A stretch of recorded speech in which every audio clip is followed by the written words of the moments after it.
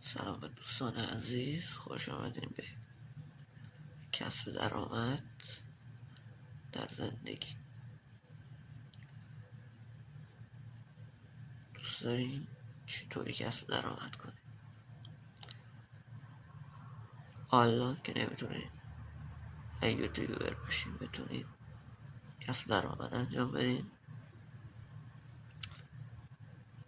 و چطور بگم بهتون،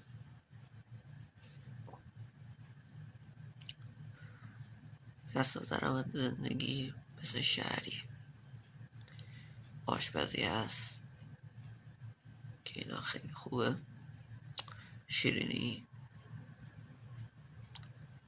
و ترشیجات اینا درآمدشون خیلی بالا هست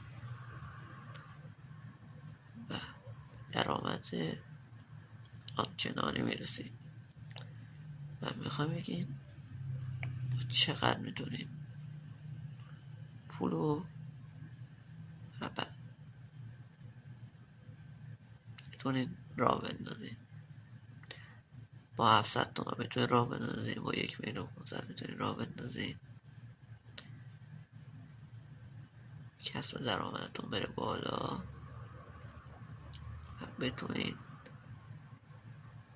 به 200 میلیون به 300 میلیون هم میرسه پولتون. اگر دوست داشتین باز بیشتر از کسب درآمد بهتون بگم، حتما سابسکرایب کنید و یوتیوب ما را، چنل ما را دنبال کنید. سابسکرایب یادتون نره، زنگوله هم بزنید. خداحافظ.